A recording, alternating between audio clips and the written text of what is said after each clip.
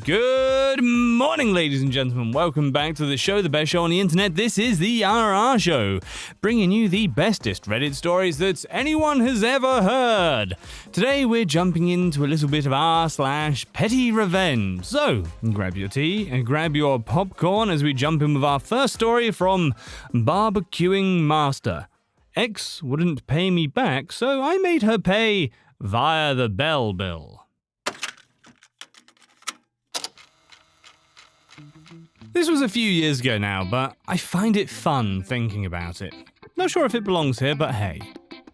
Started dating at 15, moved in together at 18, and within 6 months of living together, she cheated on me. She owed me something like $800 for 1 month's rent and for a vet bill I paid for.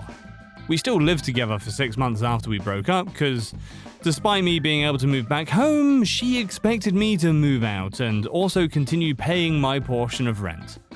It sucked, but it sucked less than paying for her to have her own place. The TV and internet bill were in her name, we had cable. The fact that she owed me money was documented via email. I very strategically sent many emails asking her to confirm that she was aware that she owed me money and how much. I also asked if we could just deduct my portion of the cable bill from the debt that she owed me. On the second last month of our lease, she was hounding me for my portion of the internet and cable bill, about $30. Wouldn't take no for an answer and threatened to not pay and have it turned off. Had another roommate in school who needed it, so I paid my part. By this time, she was staying with a man she cheated on with me, so she wasn't really ever around. For some reason, when she moved all her stuff out, she left the cable box and Wi-Fi router. I guess, assuming because I was still paying for it and using it. I brought my own TV to use after her, and her new boyfriend came in one day and took hers without saying anything. While I was actively watching it, with a Tinder hookup. That was an awkward night, that one. To be more clear, I mean it was her TV they came and took. Like, I brought my own TV after they came and collected her TV. It was just awkward that I was actively watching her TV when they came to get it. I knew I was never getting my money back. So, I had an idea. Buy every channel that exists, all the extras I could buy just with the 4-digit PIN. Before this, I emailed her one last time saying something like, just to confirm my portion of this month's bill will be subtracted from X amount you owe me, correct? And she agreed. These purchases began a week or two before I moved back in with my parents. I bought every channel individually, bought and rented movies, even started paying for pay-per-view porn because I thought that was hilarious. I kept track of everything I had purchased and racked up the bill to almost exactly how much money she owed me, leaving a little bit of space just in case I miscalculated. All in all, about $750. When she got the bill, I was back with my parents. She came to my parents' house, bill in hand. My father answered the door. She meekly stated something like, "Barbecuing Master spent so much on this bill I can't afford it." To which my father responded, "Well, use the money you owe to pay for it." And promptly closed the door on her. I was listening and out of sight. Whether or not she ended up having to pay, I will never know, but it felt good to do it at the time. Our next story is from, this will be a good one, Florida man 69ing your mum. Gal assumed I was hitting on her. Gave her the same response she gave me. I just remembered this story when writing a comment on another sub. This was back in 08 or 09. I was in Quito, Ecuador. I was staying at a hostel and was there for just over 3 weeks. Less than a block away, there was an Irish pub. This pub has really good bar food that wasn't on the menu of a lot of the other restaurants in the area.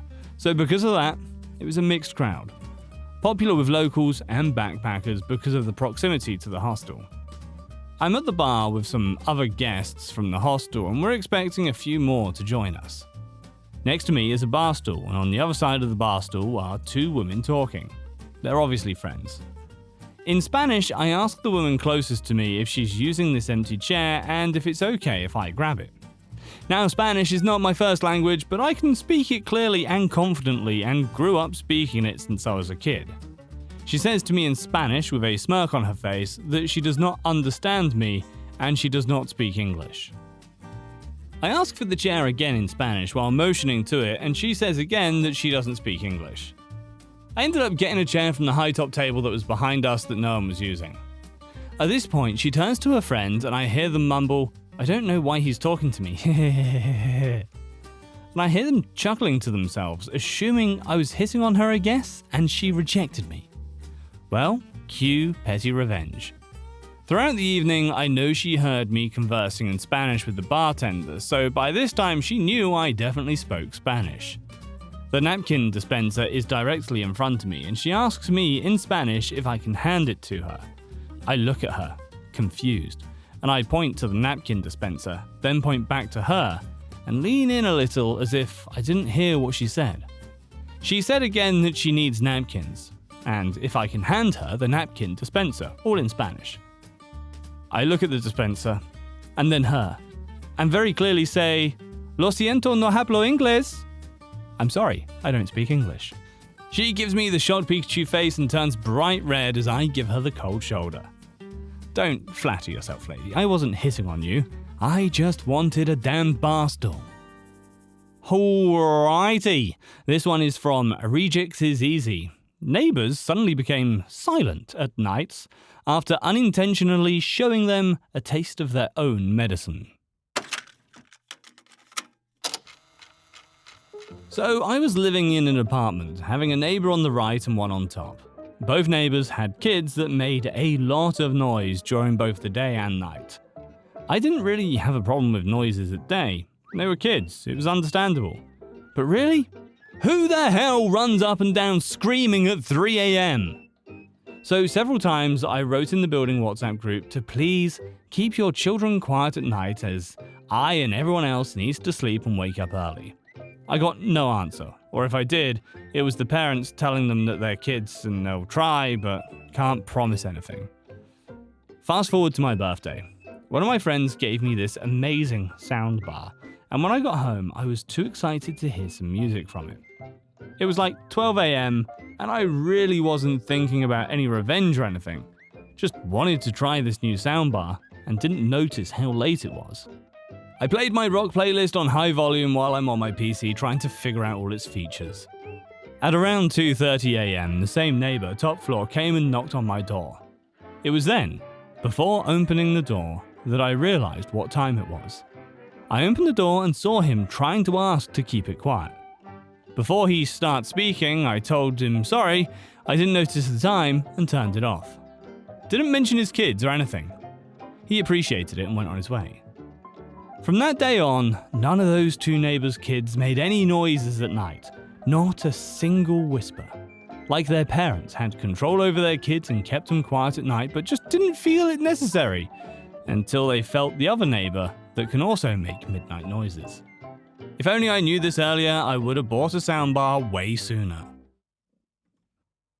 Okay, this one is from Nikki May. Insist on buying me a drink after I said no 100 times? Well, wear it then. I had a girlfriend in college. I was a little older than her, but not by a bunch. When she finally turned 21, I took her out to her first bar. We dressed up and did makeup. It was the whole affair. She was super excited for our date. I dressed up more than I usually would. Off-the-shoulder blouse, ankle-length skirt with slits that showed off most of my legs, stockings with stilettos, whole 9 yards. The design of everything matched hers. I can't stress enough how obvious it was that we were on a date. I know some people can be lesbian blind, so I made sure to pour on the romance for her so people would cut in as little as possible. And it mostly worked. Mostly. Some really old guy, mostly bald and had a cane, kept pestering me all night. Let me buy you a drink. I insist, let me get you something. Whatever you like, I'll get it for you. He was like a vulture, constantly circling where we'd been seated. He always tried to touch my hand, arm, or shoulder. He even came up behind me when I was getting a refill and touched the small of my back while inappropriately commenting on my outfit. I made a point that I was there on a date with my girlfriend, and his response was, "Oh, what's the harm in some fun?" Ugh, nasty. So my girlfriend was asking him to leave, noticing how irritated I was getting, when suddenly I was calm. I had the perfect idea of how to deal with the old creep. The next time he came over, I gave a heavy sigh and said, "Fine, you can buy me a drink if it means you'll leave me alone."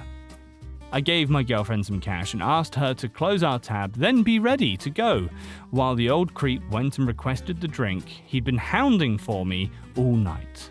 He came back, proudly presenting a shot of who knows what. Smelled minty, but it was dark. Maybe Jaeger? My girlfriend was waiting to the side, watching. I took the shot from him and asked, "So, it's mine? You're giving this to me?" He nodded, excitedly. "And I can do with it what I wish since it's mine." Dumbass nodded again and insisted it was mine. I poured that shot on his shoes.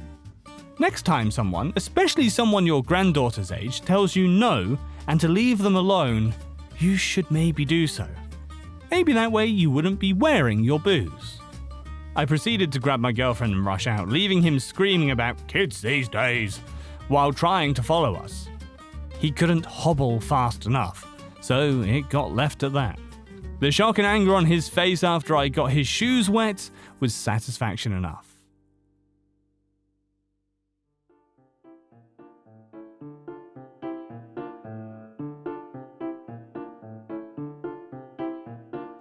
Well, ladies and gentlemen, I hope you enjoyed that one. Don't worry, we have got some more in the pipeline coming out for you very, very soon. So make sure, double check you are following the show on Spotify or Apple Podcasts or wherever it may be that you're following along with. And we will see you in the next one. Peace out, guys. Take care.